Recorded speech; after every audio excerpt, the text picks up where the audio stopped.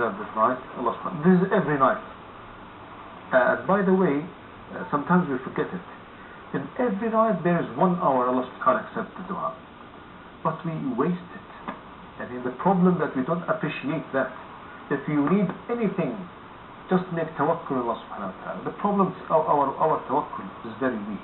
Absolutely. If we need anything, just raise your hand and ask Allah subhanahu wa ta'ala. And try to choose those special and precious times. As I said earlier, number 1 is the last third of night. And especially Nabi Muhammad sallallahu alaihi wasallam, there is 1 hour in every night that Allah subhanahu wa ta'ala will accept your dua. And that happens in every night, as Nabi Muhammad sallallahu alaihi wasallam said. The dua after each salah, during the salah, in sujood, any case of your dua, the dua at the day of Arafah, during Hajj, the dua between the Adhan and Iqamah, the dua after the Iqamah of Salah, all times of dua are scattered in front of us. But the problem, some of us, including me, sometimes we waste. We don't pay attention to those precious times and precious occasions that we ask Allah subhanahu wa ta'ala. Therefore, it's an invitation from being humble from me to my brothers and sisters to make dua to Allah subhanahu wa ta'ala. Try to repeat your dua. Don't despair. Don't lose hope. All the time make dua to Allah subhanahu wa ta'ala. Not necessarily it's responded. Allah subhanahu wa ta'ala will take care of that. It's just an act of ibadah. Just an act of ibadah, just to make dua. As I said, the 3 options in my tablet. Definitely. Now, Sheikh Abdurrahman, Dr. Abdurrahman, let's talk about maybe the fact that some people may not or may sometimes use the opportunity of Ramadan to give up some bad habits like smoking or whether cigarettes or hardly bubbly or other bad habits. Then after Ramadan they just come back and fail to do it. Your advice to them, and how could they use this opportunity to make the whole year Ramadan for them? Well, the first thing is to make tawakkul Allah subhanahu wa ta'ala, and second, as I said, trust. Make dua to Allah subhanahu wa ta'ala. If you feel that you are weak in everything, directly go to Allah subhanahu wa ta'ala. The problem, as one brother is saying, when we have any problem, just we go to our diary and we see, or the cell phone, and see numbers to whom we are going to phone to help us and support us. We forget the support of Allah subhanahu wa ta'ala. We forget the help from Allah subhanahu wa ta'ala. That is the nurturer, that is the provider, the supporter. You go to Allah subhanahu wa ta'ala and Allah subhanahu wa ta'ala will help you. First, with dua to Allah subhanahu wa ta'ala to help you to get rid of any bad habits, not necessarily smoking or what you mentioned. Just ask Allah subhanahu wa ta'ala. Second, sincerely from your heart that you leave it to Ramadan to please Allah subhanahu wa ta'ala.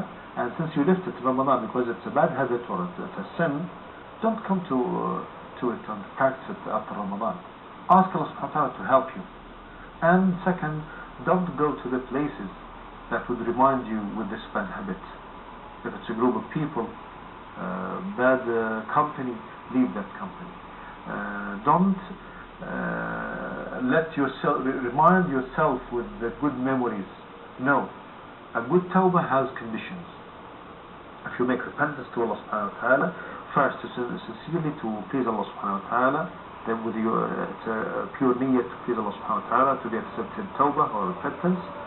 Second, don't remember those memories and you enjoy it. No, you should remember them and with a broken heart, asking Allah subhanahu wa ta'ala to forgive sincerely your past sins.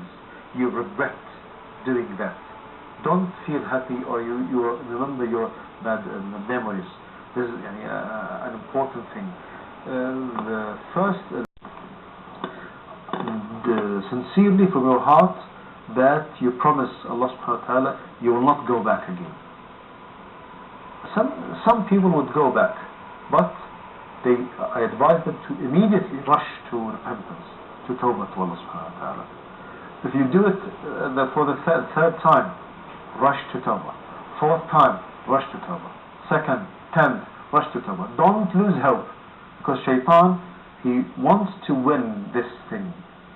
I say, oh, mashallah. He would not say mashallah. Shaitan would be very happy because this slave or this human being has lost hope in tawbah, and he is ashamed from Allah not to ask him for tawbah.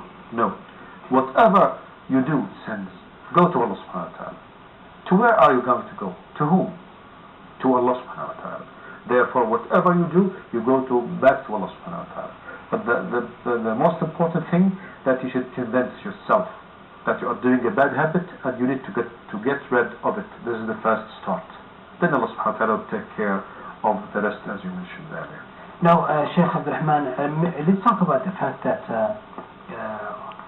fasting the 6 days of Shawwal, and there is a hadith about, fasting the whole year, combining between both 6 days of Shawwal and Ramadan. Can we maybe shed some light on it, so we prepare our viewers mentally for the people who may not be aware of this? Yes, Nabi Muhammad sallallahu alaihi wasallam said, who fasts the whole of Ramadan, and in addition concluded with the any 6 days of Shawwal, as if he fasts the whole year. The whole 6 days multiplied would equal 2 months, and Ramadan multiplied by 10 would equal 10 months.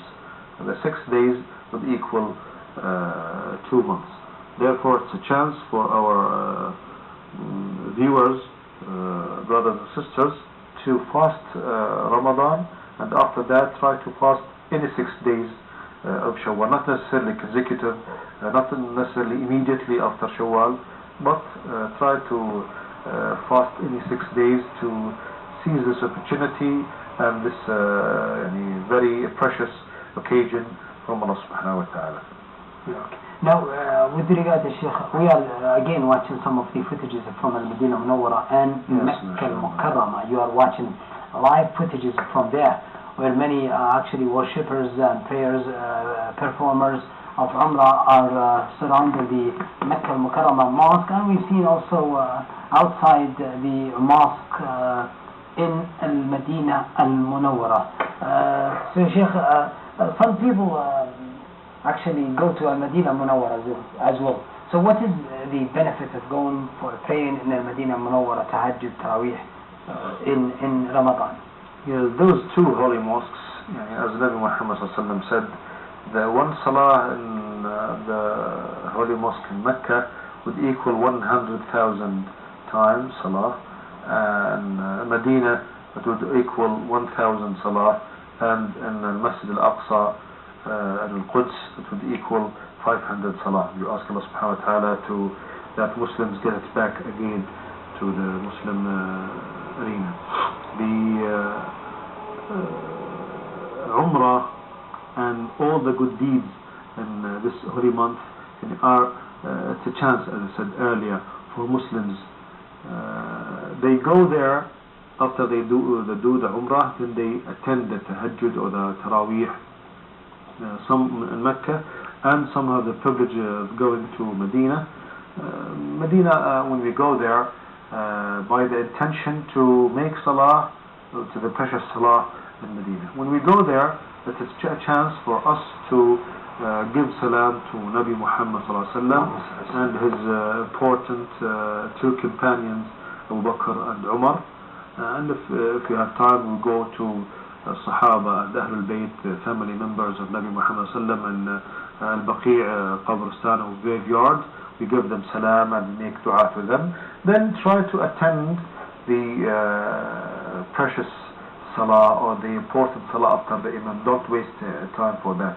It's a chance, as you said earlier, and let you know that you are lucky. Allah subhanahu wa ta'ala has given you the chance to attend the salah in Medina and in Mecca, and others are being deprived from not attending, or they don't have the chance, they don't have the means to come there. You try to enjoy the sweetness there, and try to imagine and know and appreciate the holiness of the place. You are not in an ordinary place. It's an extraordinary place. It's holy place, need to be respected. Don't litter.